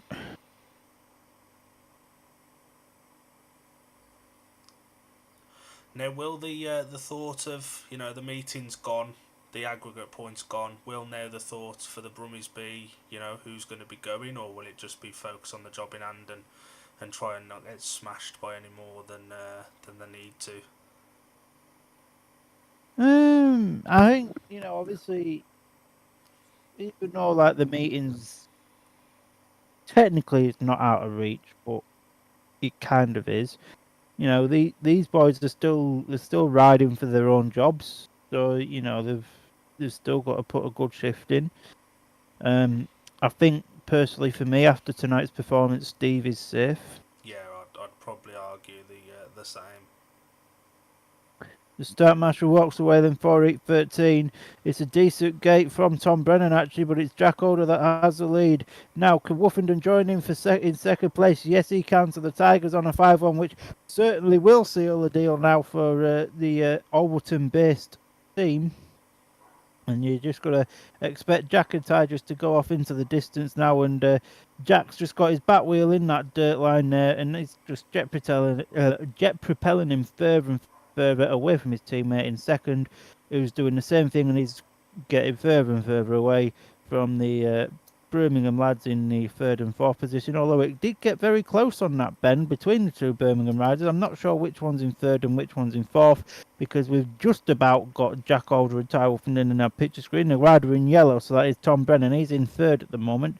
Stevie having a bit of a struggling race at the back. Jack Alder just popping wheelies down the back straight for fun, as he does at 80 mile an hour down Sheffield.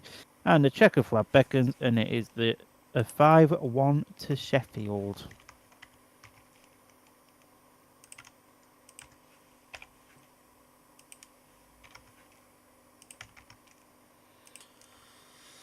And that was an interesting one, because Tom Brennan actually dropped the clutch perfectly and ran in at the same time as Jack Alder. Jack Alder just eased him out and Woofenden cut back, and then it was all she wrote really after the second turn.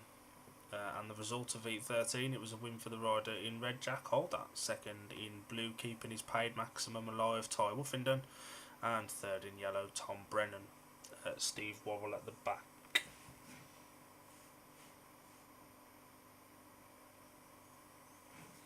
Yeah. Tom makes a really good gate, and he just gets there with Jack, who just sort of forces him out. Woofenden cuts back, and Tom has to shut off before he's going straight through the back straight fence. Yeah, 100%. And, you know, you don't want to be going through the back straight fence. But yeah, Jack showing why he's definitely a future world champion. And Ty sort of showing why he was a world champion. It's so strange how Ty's flying in this country, and in the Grand Prix he's not. He's just nowhere.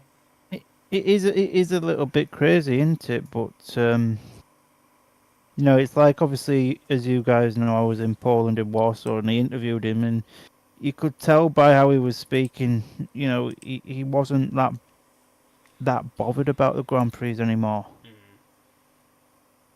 Andy Dugmore, at least Birmingham haven't got to pay out loads of points money. Save the bank balance, I say. He has a point. Line up for heat number 14, and then we'll bring in Palmer for whatever he was going to say. Going off the inside gate in white, Justin Sedgman. Gate 2 in blue, reserve substitute Dan Gilks. Gate 3 in yellow, Leon Flint, and off the outside in red, Carl Howarth. Yeah. Can't remember what I was going to say now.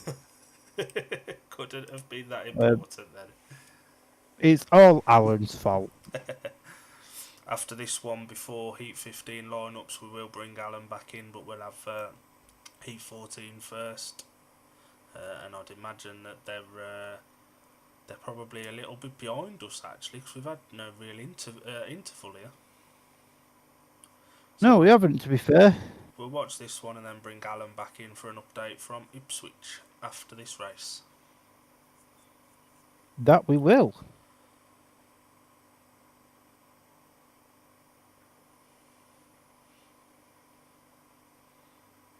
So the start marshal just bringing the boys into tapes.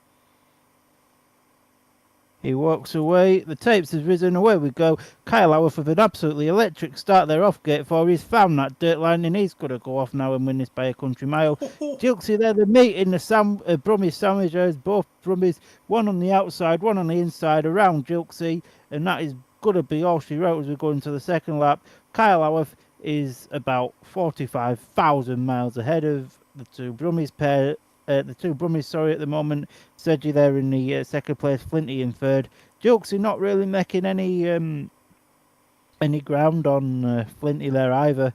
It's probably going to be the easiest 3-3 of the night, and that's no disrespect to Dan Jilks, because I love the lad to bits. But Kyle Howarth showing a true captain's ride, And them 9 points you said earlier that you was predicting, they might not be too far off the all through. But Kyle Howarth doing Kyle Howarth things around Sheffield, it looks like he might even just turn the throttle off a little bit as he comes past the flag.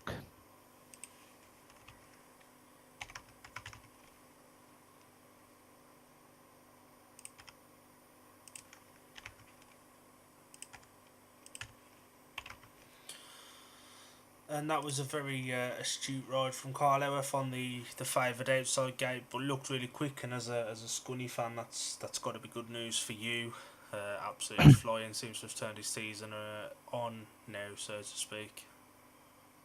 It's certainly a lot more encouraging now than what it was when we started. And the result of Heat 14, it was a win for the rider in red, Carl Howarth. Second in white, Justin Sedgman. And third in yellow, Leon Flint. Interesting there, even though there was no real threat from Dan Gilks, Sedgy kept looking over his shoulder to see where Leon was. Just trying to make sure we didn't need to do any protecting. You know, Leon went for the outside, Sedgy for the inside. And that just team rode it home. Although there was no real threat from Gilksy after the back straight of the first lap. Yeah.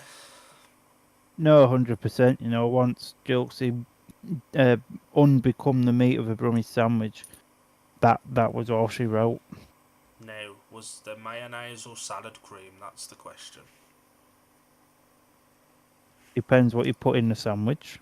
Dan Gilks.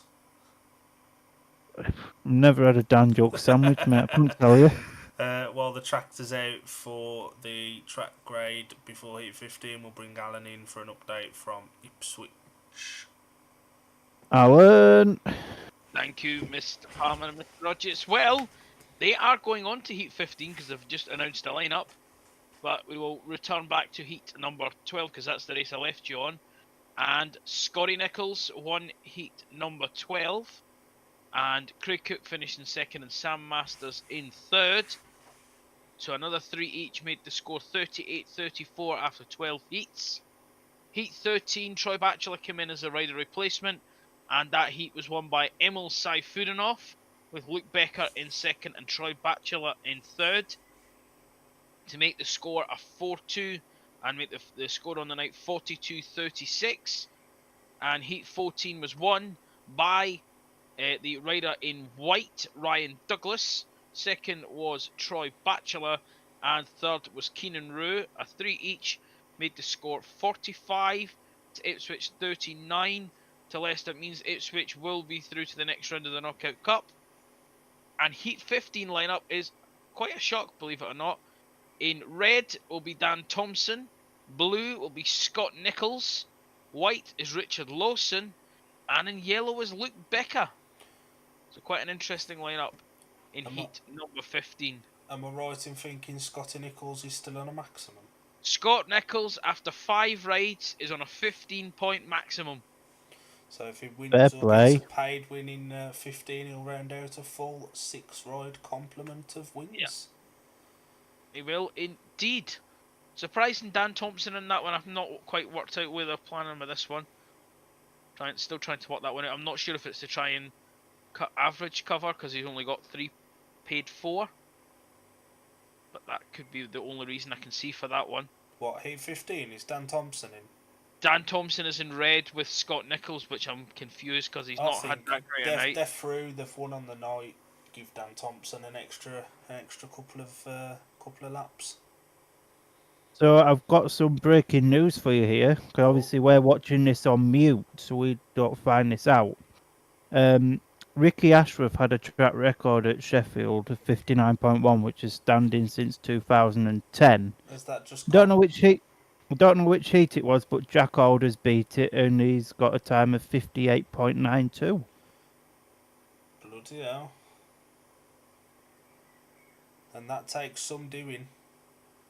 It certainly does, especially a very around. long-standing track record. It's very, very rare to see track records go as well at this day and age. Just awaiting, but we can see Jack Holder in red there and Zach Cook in yellow. Now we just await to find out who's in blue and white. I'd probably bargain a guess that Steve Worrell will be in white to round out a 7-ride meeting. And for the Tigers, you can't look past Maybe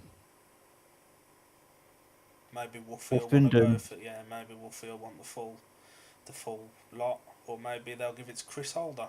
But Chris has had a rider replacement as well, so yeah, maybe Woolfenden will have the opportunity, being as he's not been able to take a rider replacement, and neither has Jack Holder. Alan, has Heat 15 happened at Ipswich yet? It has indeed, and it's a shot. I was not expecting that. Oh wow! Well, So give Heat us- 15, yeah, give us Ipswich the result. took gates 1 and 3. However, Scotty Nichols for the first time tonight has been beaten. Richard Lawson won Heat 15.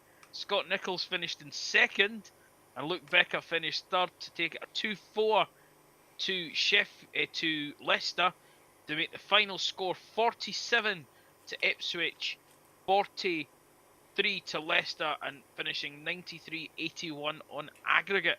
Do you want to read out the individual scorers for that meeting before we bring Heat 15 line up? Yep. So for the Ipswich Witches, Emil Saifudanov finished on 13 from 5 rides. Dan Thompson finished on 3+1 from 5.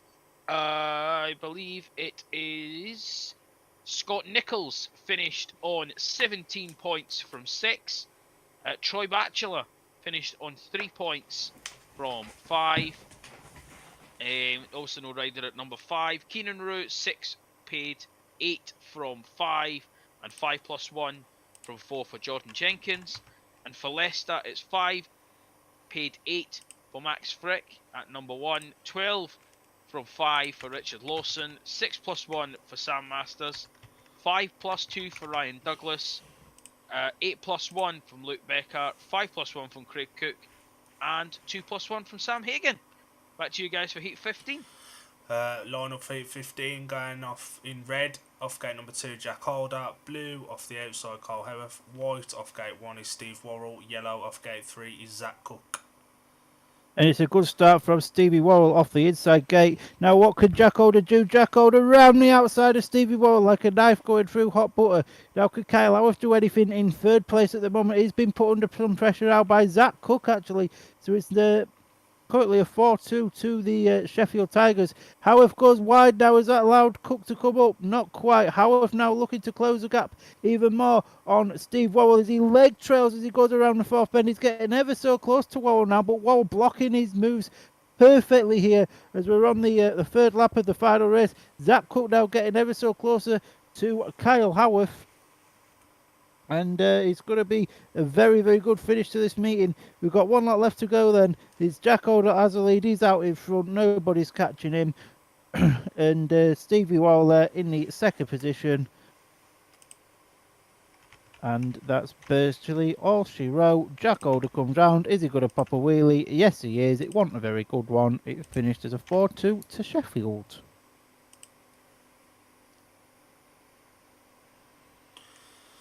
What a race! And Steve Worrell made the start there. Jack Holder just stuck his back wheel in the dirt and around he went. Steve Worrell good riding second. Carl Howarth a little bit out of shape, probably riding the wheels off that. Not a lot on the line, but you always know Carl Howarth's going to give you full beans. Zach Cook just missed out off the off gate 3, but Jack Holder wins a second race off gate 2. Third race he off does. gate 2. So it was a win for the rider in red, Jack Holder. Second in white, Steve Worrell. Third in blue, Carl Howarth. And at the back in yellow, Zach Cook. In a second, Palmer, I'll ask you to read out the Sheffield scores. I'll do the Brummies, and then we'll bring this to a close. No problem at all, sir. So the Sheffield Tigers then, Jack Holder at number 1 finished on 12 points. It was rider replacement for Josh Pickering at number 2. Chris Holder rode at 3 and scored 14 points. Kyle Howarth 10+1 at number 4. Ty Wolfenden at 5 got 11 plus 1, a paid maximum. At number 6, Jason Edwards scored 5 plus 1. And at number 7, Dan Jilks scored 2 plus 1. For the Brummies, ride replacement at 1 for Peter Pavlichki. Steve Worrell 11 plus 1 from 7 rides. Zach Cook 8 plus 2 from 6. Justin Sedgman 7 plus 1 from 5. Tom Brennan, rare off night for Tom, 5 from 5. Simon Lambert scored 1 from 3. And Leon Flint 4 plus 2 from 4. Adds up to the Sheffield Tigers 54, the Birmingham Brummies 36. And on aggregate 99 to 81. A quick opportunity to bring Alan back in for the final time tonight. What do you make of that meeting now? Gotta say that was a really good meeting. Both teams giving it their all. Just Birmingham were a little bit unlucky on the night. I think not having Peter Pavlichki at number 1 probably was a detriment. I think if he'd been there tonight, I think that scoreline would have been a bit closer. But yeah, certainly was a good run for both teams tonight. And one thing we absolutely know for certain after tonight is that Piotr Pavlichki won't be at number 1, whether he's the rider that goes or stays. As of Monday, Freddie Lindgren is the number 1 for the Brummies. But it's quite a sombre thought, isn't it, that somebody's just ridden their last race for the Brummies, and now it's like, you're almost sitting there hoping that it's not you that gets released. Yeah, 100%. And is it tomorrow we find out who's getting the chop? Well, on the preview, Sam Malenko said that Friday morning will be decided, and as we know, changes have to be declared 72 hours before the meeting, so it needs to be done, tomorrow. So Wouldn't like to speculate on who's going, but the last 2 meetings have made the management's decisions a whole hell of a lot more difficult, I think. Yeah, 100%. And even though, like, tonight, obviously, you guys took an 18-point defeat, you've still got positives to come from that meeting. Yeah, Zach Cook with 8 paid 10. I know he had 6 rides, but he looked very competitive, paid double figures. Stevie Worrell back up somewhere near his best. I know he took 7 rides, but, paid 12 points. A rare off night for Tom Brennan. It may have been a little bit closer, but, he's been on it all season, so everyone's allowed an off night every now and again. And a confidence boosting evening for Leon Flint as well, with paid 6. Yeah, 100%. But I believe that is all she wrote for us for this evening. I've been almost world famous Scuddy Dan. Alan has kind of existed. Dill, you've been Dill. It's been a pleasure to talk alongside you tonight. I do apologise because I've had an absolute mare. But for me, it's a very good night. If you're at Scuddy tomorrow, buy me a pint. I need it. And if not, we'll speak to you on Sunday.